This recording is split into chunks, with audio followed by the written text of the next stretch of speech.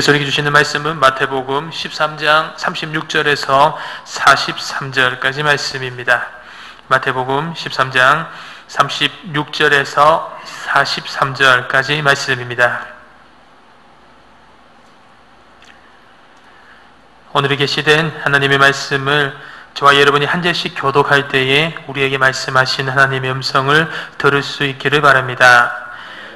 이에 예수께서 무리를 떠나사 집에 들어가시니 제자들이 나와 이르되 밭의 가라지의 비유를 우리에게 설명하여 주소서.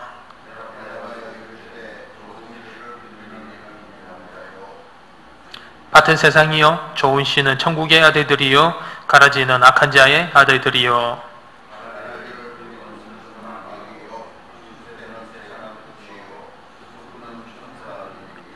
그런즉 가라지를 거두어 불에 사르는 것 같이 세상 끝에도 그러하리라.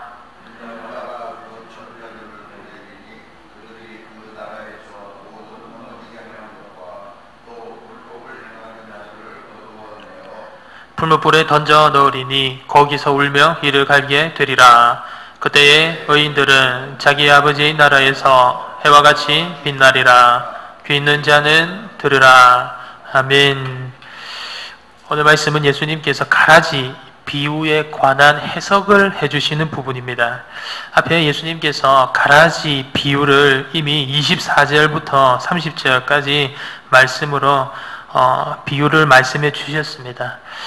어떤 사람이 좋은 씨를 뿌렸습니다. 그런데 이 사람이 잘 때에 원수가 와서 곡식 가운데 가라지도 뿌리는 것이죠.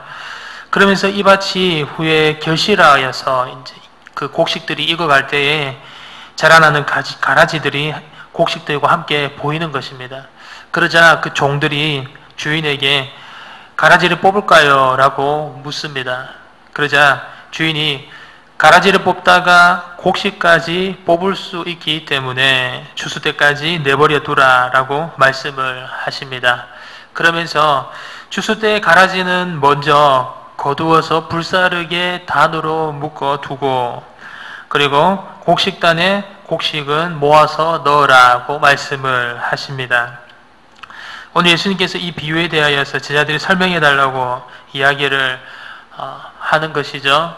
그래서 예수님께서 이 비유에 대한 해석을 이제 해주십니다. 예수님의 답은 이렇습니다. 우리가 36절부터 39절까지 다시 한번 더 읽어보시겠습니다. 이에 예수께서 무리를 떠나사 집에 들어가시니 제자들이 나와 이르되 밭의 가라지의 비유를 우리에게 설명하여 주소서. 대답하여 이르시되 좋은 씨를 뿌리는 이는 인자요 밭은 세상이요 좋은 씨는 천국의 아들들이요 가라지는 악한 자의 아들들이요 가라지를 뿌린 원수는 마귀요 추수 때는 세상 끝이요 추수꾼은 천사들이니. 아멘. 예수님께서 답을 말씀하십니다. 먼저 좋은 씨를 뿌린 집주인은 인자요. 인자, 즉 예수 그리스도를 말씀하시는 것이죠. 그리고 좋은 씨는 천국의 아들들, 성도들, 그리스도인들, 의인들을 말하는 것입니다. 그러면서 밭은 세상이요. 세상은 우리가 속해 있는 모든 삶의 자리를 말하는 것이죠. 가라지를 뿌린 원수는 마귀요. 악한 마귀를 말하는 것입니다. 그리고 가라지는 악한 자의 아들들이요. 즉 불순종하는 자들, 악한 자들, 질서를 어지럽히는 자들을 말하는 것입니다. 그러면서 추수 때에는 세상의 끝이요 라고 말씀을 하시죠. 추수꾼은 천사시니라고 이야기를 하십니다. 오늘 예수님께서 이렇게 비유의 용어들을 해석을 해주십니다. 해석을 해주시고 나서 이 비유의 결과를 말씀을 하십니다. 우리가 40절 말씀을 한 목소리로 읽어보겠습니다. 그런즉 가라지를 거두어 불에 사르는 것 같이 세상 끝에도 그러하리라. 아멘. 그런즉 이란 말은 그러므로라는 것이죠. 그러므로 가라지는 추수 때에, 즉 세상 끝날 때에 거두어서 불에 사르게 될 것을 결론적으로 말씀을 하시는 것이죠. 그러면서 함께 일어나게 되는, 연달아 일어나게 되는 일들에 관하여서 말씀을 하시는데 41절부터 42절까지 말씀을 읽어보겠습니다. 인자가 그 천사들을 보내리니 그들이 그 나라에서 모든 넘어지게 하는 것과 또 불법을 행하는 자들을 거두어 내어 풀무불에 던져 넣으리니 거기서 울며 이를 갈게 되리라.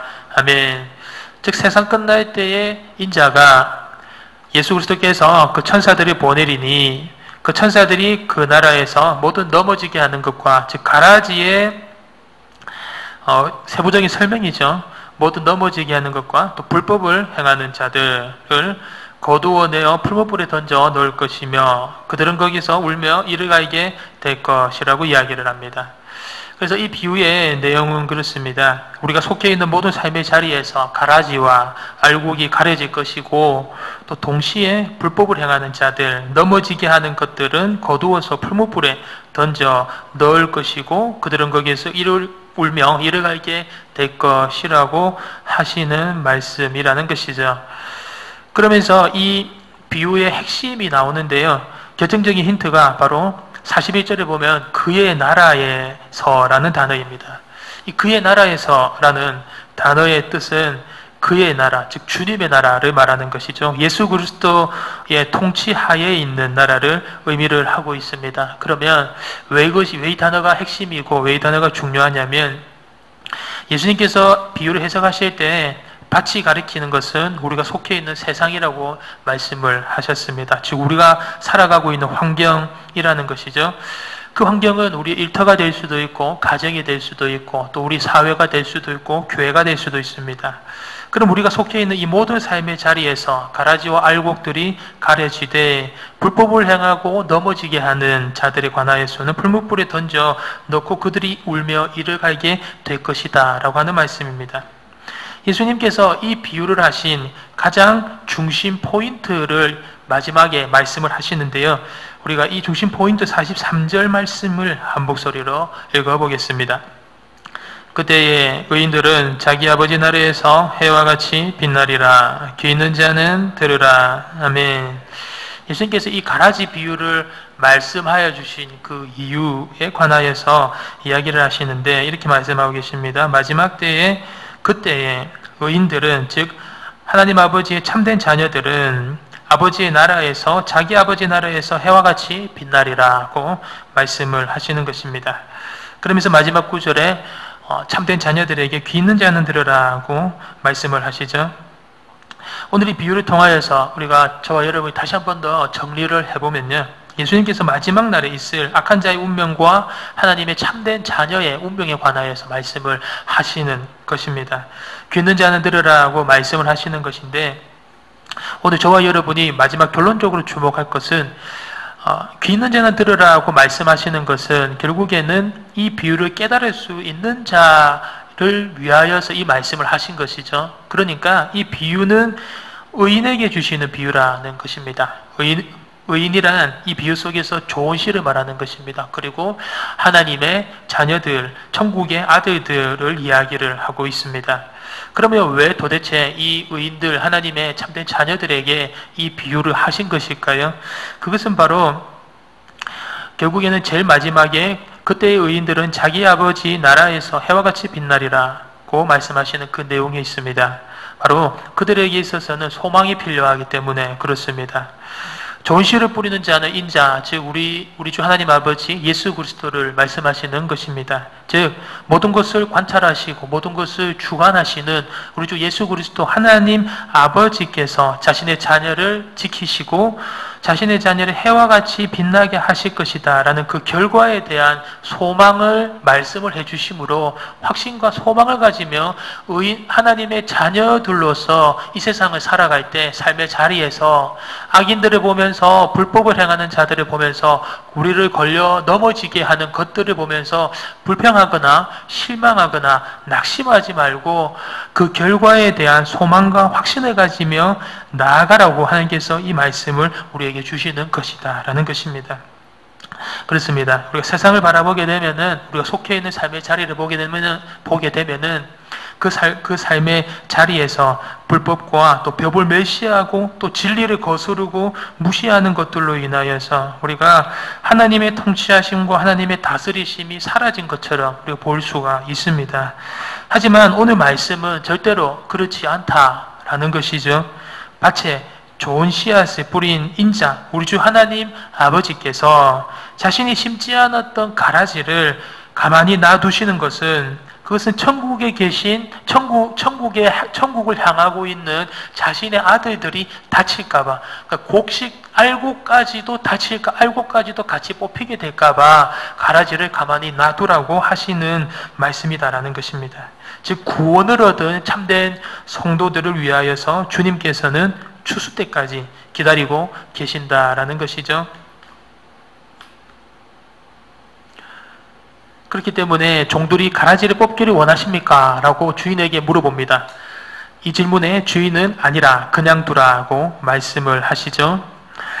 요한복음 10장 3절 4절 말씀을 보면 제가 읽어보겠습니다. 이렇게 말하고 있습니다. 문지기는 그를 위하여 문을 열고 양은 그의 음성을 듣나니 그가 자기 양의 이름을 각각 불러 인도하여 내느니라. 자기 양을 다 내놓은 후에 앞서가면 양들이 그의 음성을 아는 고로 따라오되. 아멘. 양은 그분의 음성을 듣는다라는 것이죠.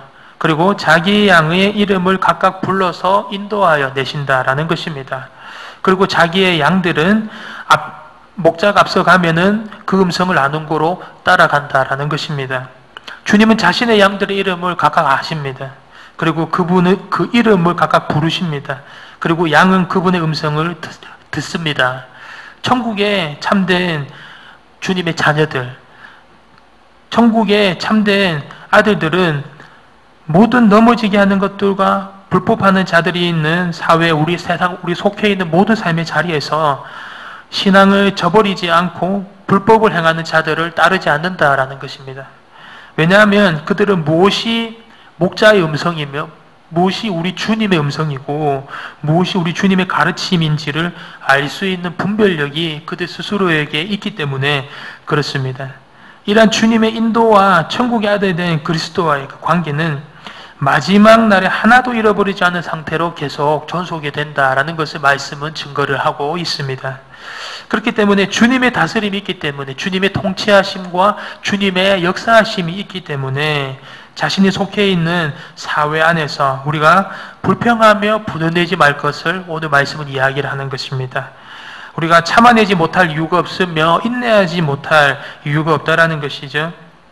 왜냐하면 주님이 모르시는 것이 아니고 이 모든 것은 주님께서, 예수 그리스도께서 통제하고 계시기 때문에 그렇습니다. 그래서 사랑하는 여러분, 우리 살아가는 삶의 자리에서 많은 일들이 있지 않습니까? 그런 많은 일들 속에서 우리가 믿음을 유지하면서 신앙을 온전하게 보존을 할 수 있는가?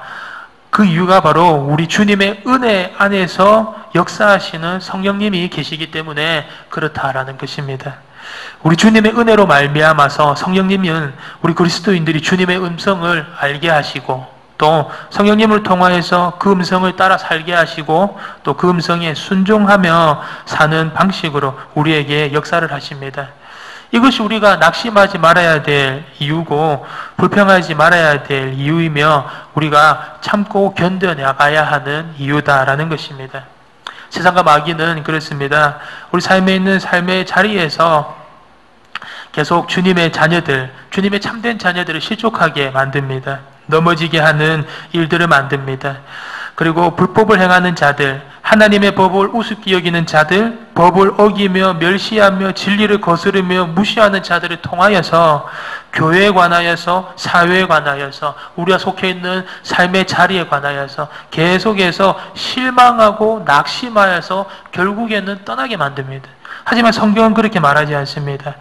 악한 자와 의인의 운명을 말씀을 하시면서 예수 그리스도께서, 인자께서 마지막 때에 자녀들을 지키시고 또 자녀들을 아버지 나라에서 해와 같이 빛나게 말씀을 하시고 자녀들이 그 결과에 대한 소망을 가지면서 계속해서 힘을 주시는 성령님으로 말미암아서 우리 주님께서 주시는 그 말씀에 귀를 기울이며 들으며 나아갈 것을 이야기를 하고 있습니다.